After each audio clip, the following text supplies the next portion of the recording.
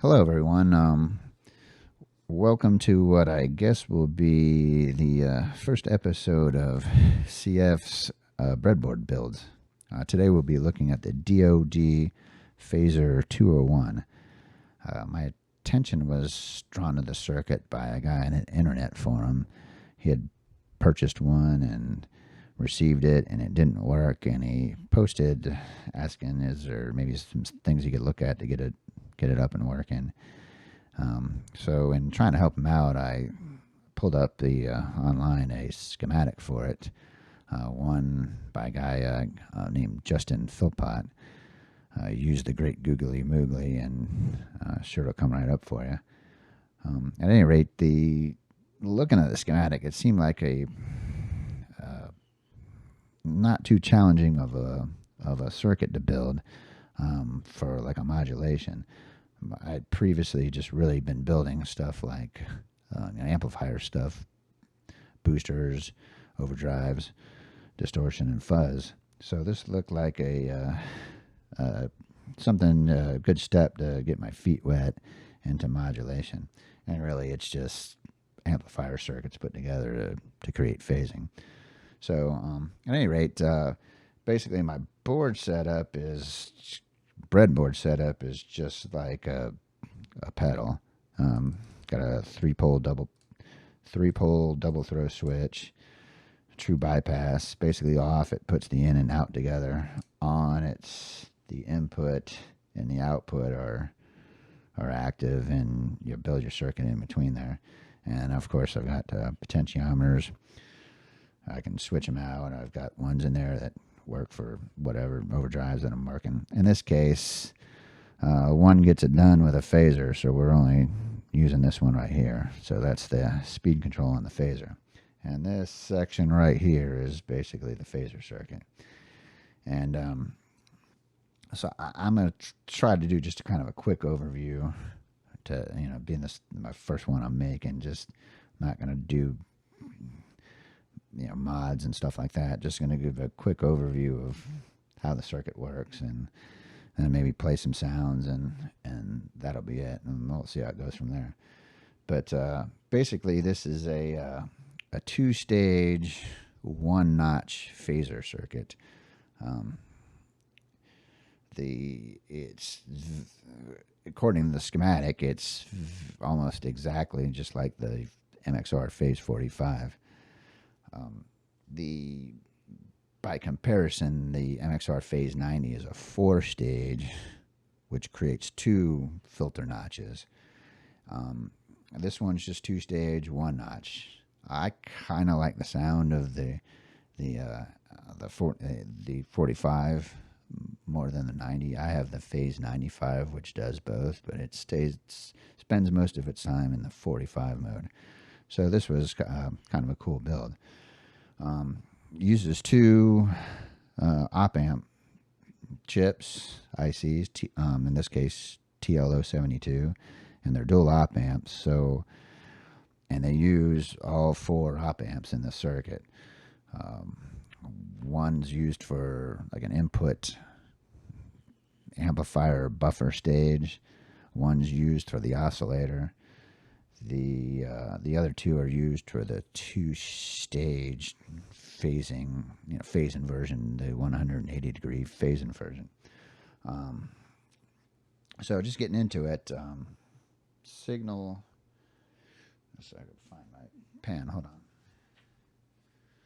Signal comes in right here. This wire's in and comes into this capacitor, and then we go into this first stage.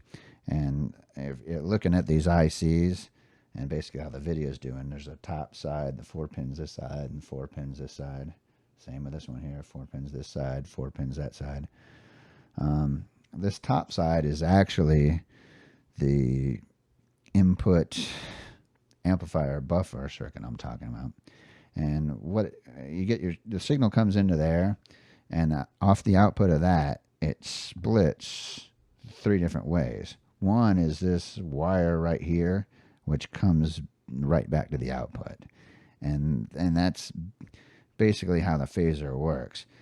Eventually, after these other 2 stages, the other side comes back in and combines with that and creates that comb filtering phase cancellation effect. So basically we have a clean signal coming right off of that first stage, in phase with what's coming into it and waiting to be combined with what's, the other stages, the other side where it's being split out. So also split off of that first stage is two more going into the inverting and non-inverting inputs of this first stage of the phasor. One's separated by a capacitor, the other separated by the resistor. Then it's kind of rinse and repeat. That output does the same thing, splits off twice again, goes to the non-inverting and inverting inputs of the op amp of this bottom side stage. And then from there, we take an out, right? And then this top stage, which is actually kind of if you look at it, third, 1, 2, 3, 4, they kept the phasors on the even sides, I guess. This top side is the oscillator, which creates that sweeping effect. Before I get into that, let me talk about the JFETs. The JFETs here, I'm not, here and here. There's two JFETs.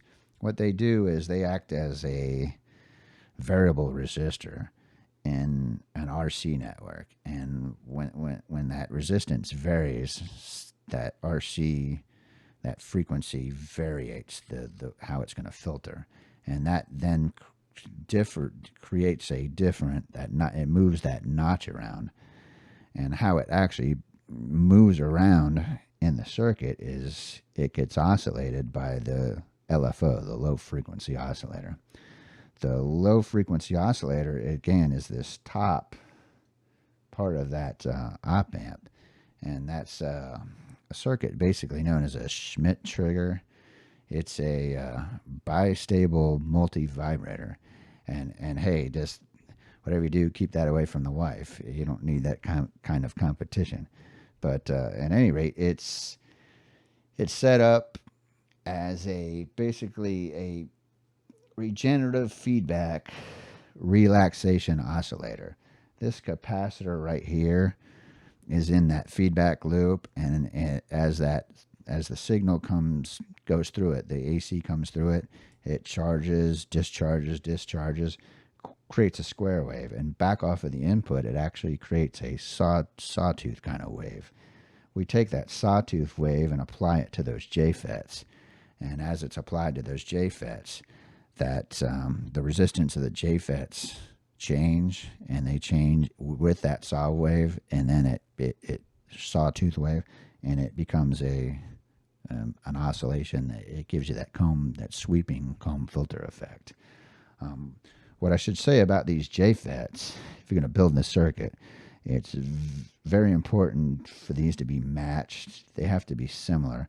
Something about JFETs, the way they're built, they're difficult to build super consistent. So you have to find it. And you could go to places they sell matched ones. They're pretty expensive, or you can buy a bunch of them and match them yourself. Basically, this little circuit here is exactly that. It's meant to, you can, basically here's your JFET. I'm taking positive voltage into the drain, then I'm taking the source and gate, tying them together, taking a resistor lead and going to ground. That's a 100 ohm resistor. Excuse me.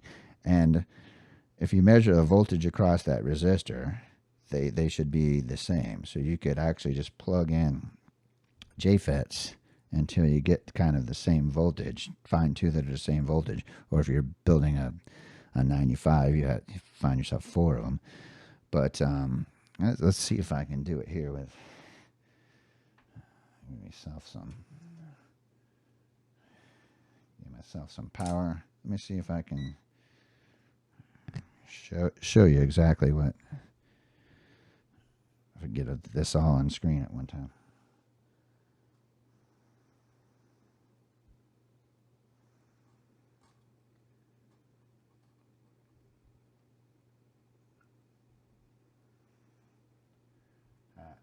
I'm hoping you can see that. It's hard to hold on to that and look at the screen. Got an 818.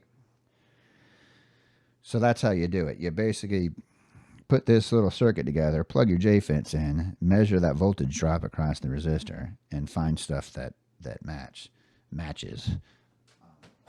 In fact, I think somewhere, like right here. Yeah, here it is on my notebook. Here's where I matched a bunch that I had. Let's see if I can get this to focus. And I actually laid each JFET next to each one so I know which one was which. If you notice, I had a 778 and a 780. So that's the two that are in the circuit.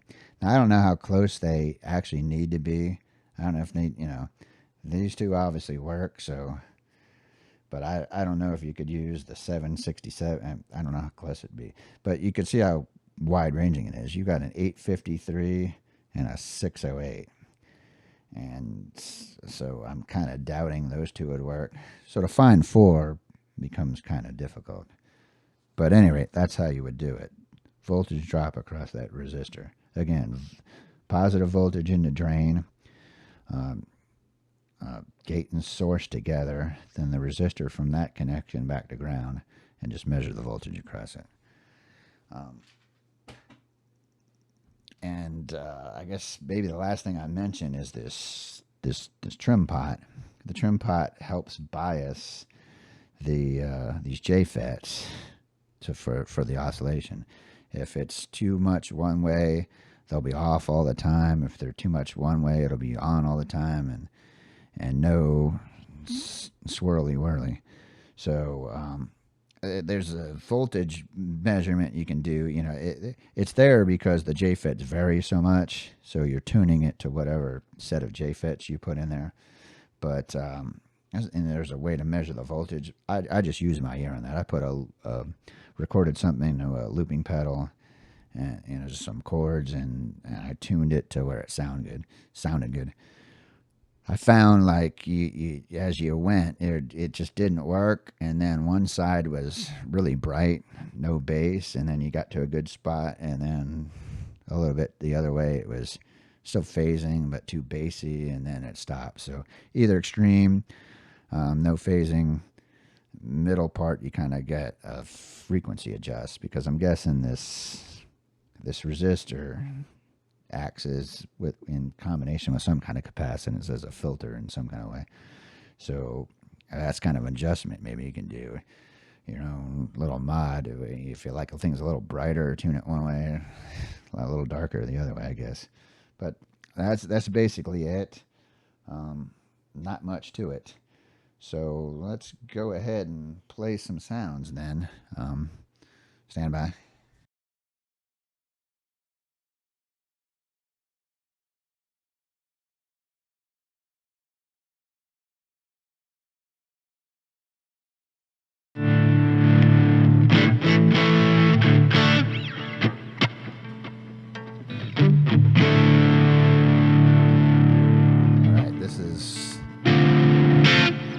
With the pedal bypassed. And again, this isn't some kind of demo or anything like that. I'm just playing it to give you an idea of the Phasor type effect.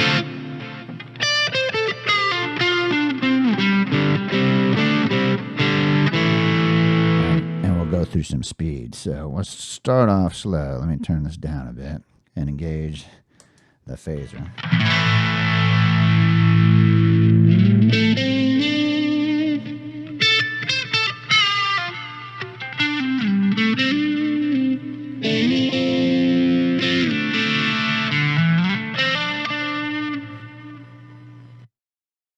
Get a little more speed.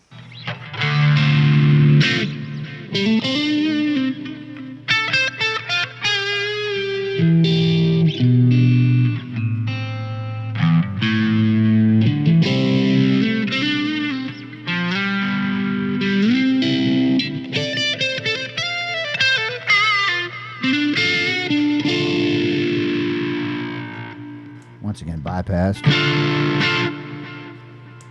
Back on.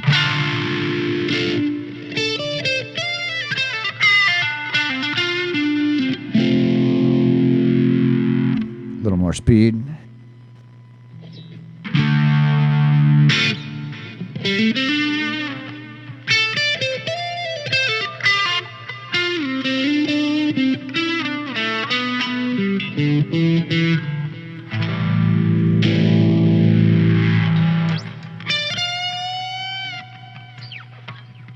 A little more speed yet.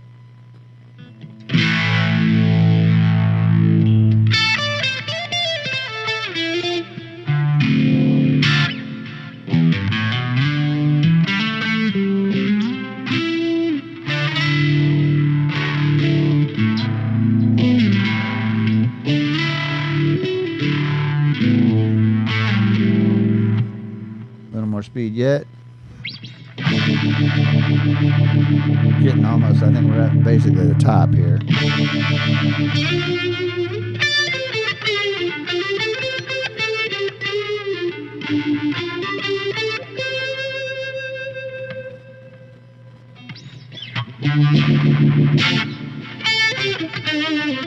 Yep, totally at the top.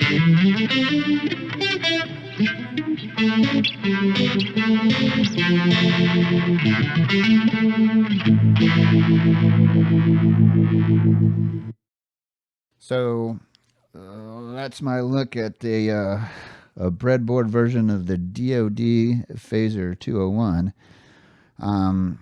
I hope to make some more of these videos. I'm thinking, I don't know what I'll do next. Maybe some overdrives. I know I built kind of a cool version of the MXR Distortion Plus, you know, modded up to where I actually put a tone on it where you could adjust the tone, and the filtering was a little bit different, so it wasn't quite as bright and buzzy. So maybe I'll do something like that. But hopefully continue these in the future, and I hope you enjoyed it. Thanks.